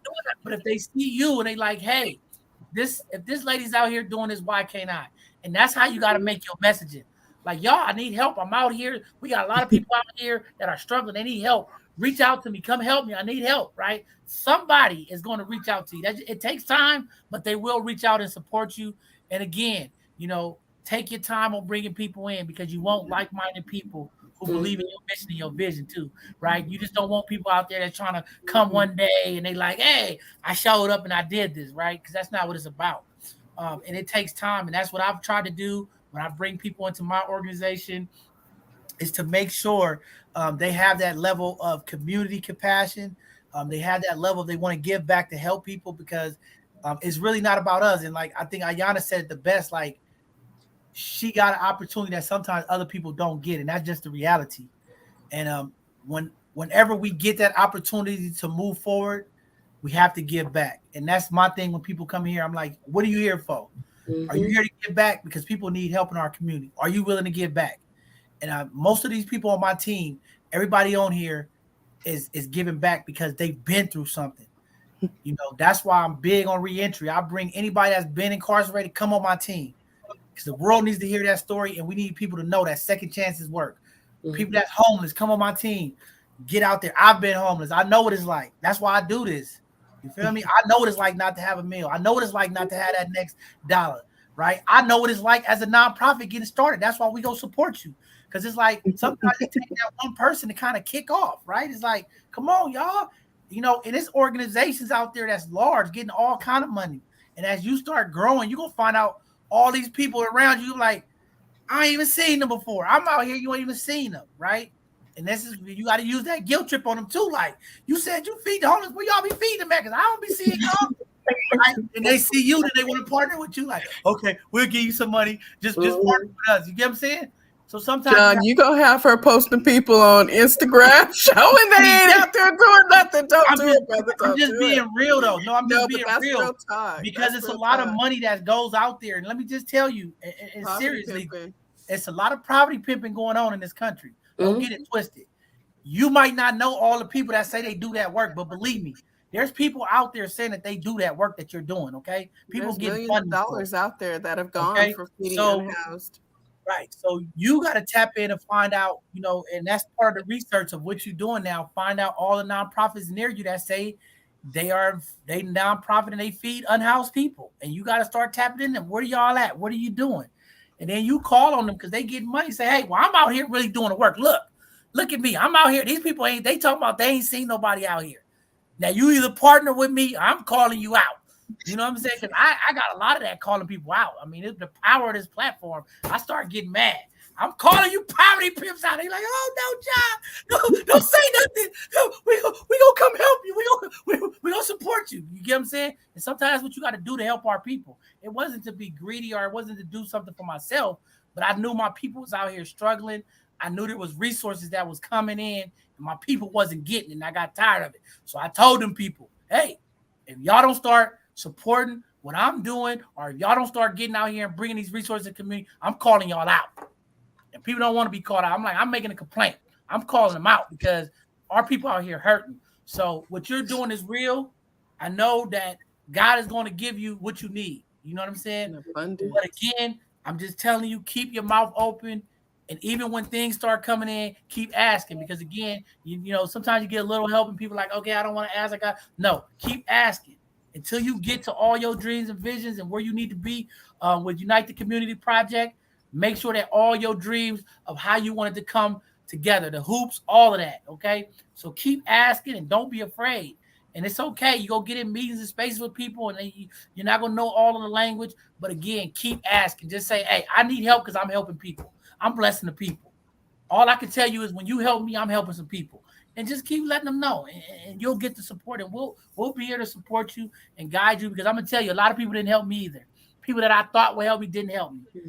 But I connected with people like Ayana and Sakati and different folks on my team who brought their wealth of information to help us grow. Because I'm going to tell you, a lot of people, they say they like what you're doing. And then as you start growing, then they start getting mad at you. Then they want to start their own thing. And I'm just telling you, it don't happen, right? But don't get mad because what's meant for you is meant for you. You've been consistent. You've been grinding. You're back here for the second time.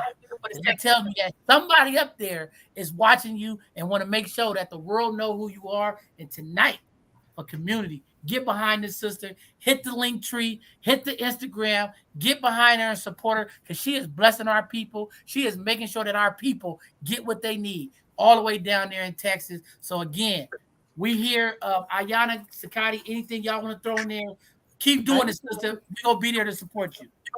I just want to implore you to start using TikTok and Instagram and start using the @ for every company like Igloo. Igloo makes all the ice boxes. Not ice boxes. Look, I sound like I'm in Texas too, huh? Ice box. That's a refrigerator. What am I saying? The coolers. Start doing @Igloo. Start doing @Hydro Flask. Start doing Igloo Ice. Start adding them because they have algorithms. They also have people who are in their PR departments who are looking for people to spend money on. They don't always spend money on big people. So start looking at Oscar Mayer. They make the lunch meat, you know, start adding every farmer who does a farmer's market. Start adding all of those people on your Instagram and your TikToks because they watch. And once you add them, it goes to a particular situation and, you know, hashtag people to death. I don't care if you got 3,000 hashtags on there, hashtag them to death. And they're eventually going to come back there. But what John said about your name being in boardrooms you have no idea about, your name is already being spoken. You know, everybody in Texas wave and they talk and clutch them pearls. So you know your name is in a boardroom somewhere and it's nothing but good things being spoken about you. And I agree with John on that. The other thing that I implore you to do is to start making flyers and posting them everywhere. I know people think that we don't have to do stuff like that anymore because of social media, but that's not true. Put you some flyers out, put them in a laundry facility, you know, go put your flyers in Walmart, pester Walmart. Walmart will give you so much money. You'll be like, what? Get their money. They owe us. Get their money. But, you know, I want to commend you, though, Queen, because you out here doing it. Most people don't even see the unhoused. They don't see them. They feel like they're hindrances, they're bothers. They don't want to see them. And it takes someone with a beautiful heart, with genuine character, and just golden integrity. So hats off to you. And I just pray that you are more prosperous than what you would have ever thought. Because when we have abundance, it's to bless other people, which you've already been doing. So to whom much is given, much is required.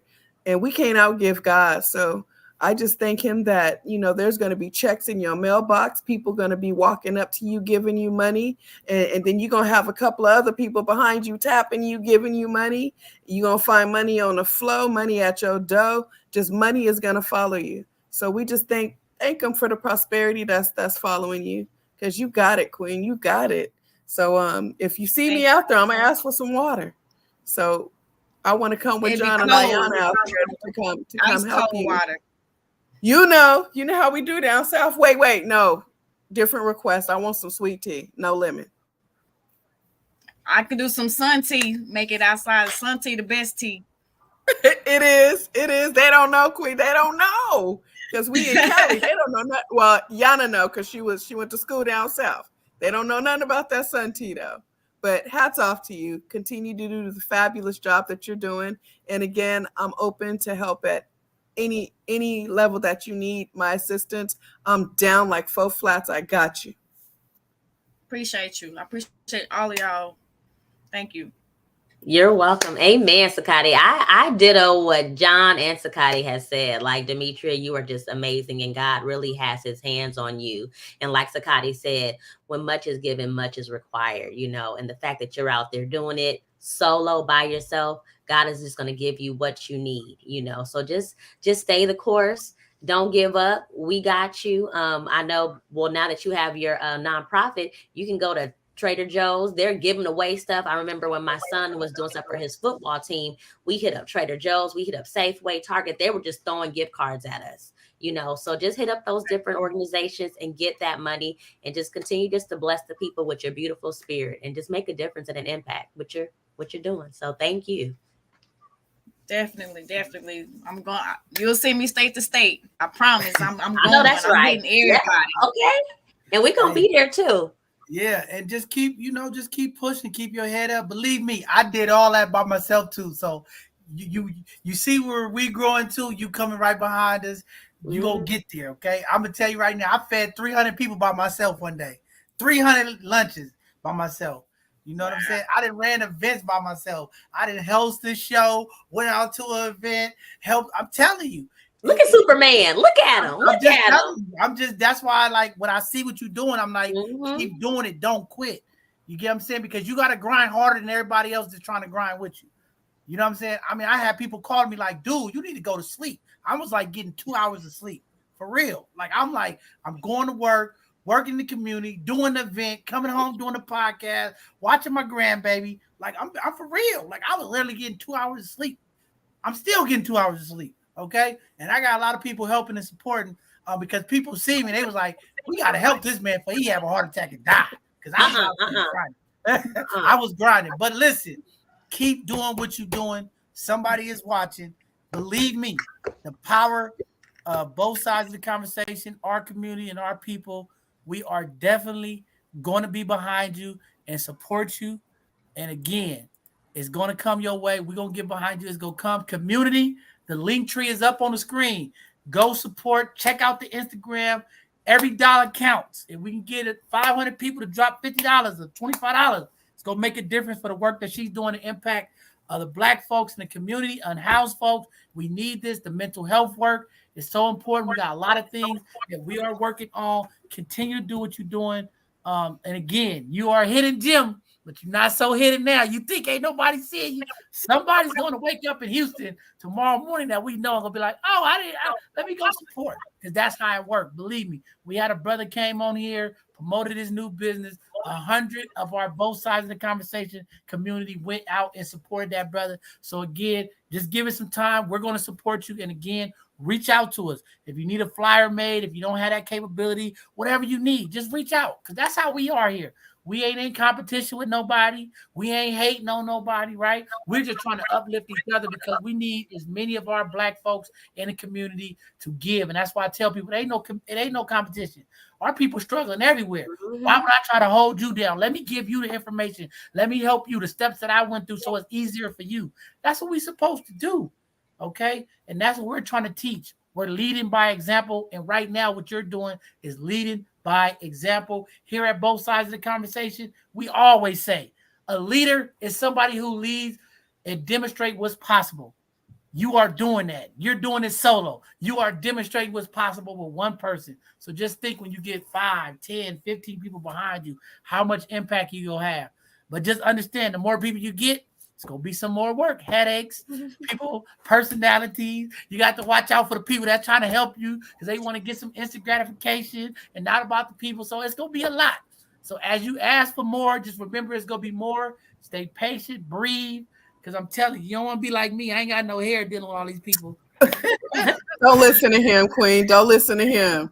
He ain't got no hair because it just left. But, like Biggie said, more money, more problems. Yeah. Definitely. Definitely. But I'm ready for all of it. Devil can't keep me down. He trying. I'll tell you what, he is trying. Mm-hmm. But I'm gonna keep pushing. That's right. Keep pushing, keep ascending. More great things coming to you, more praise and love. And we just here to support you. And we just want to thank you again for coming back, remembering us. Because I seen that face. I said, hold on. That's a hidden gem. She been here before. You know what I'm saying? So it just, it lights me up. And I'm glad you're back because, that's what we intended this platform to be, a support to our community, a resource, an intersection to bring our people together and uplift our people, move our people. And again, sometimes you have to do these things to get people moving in the community. And I'm going to tell you right now, there's a lot of people, when I started sitting on the couch, getting money, wasn't doing what they supposed to be doing. And they started seeing me pushing. They was like, whoa, we got to get up and start moving. So use your energy, use what God is giving you, that light, to continue to bright shine on all the people down there. And we're going to be there to support you and walk through it with you. And again, anything we can do to help, we will.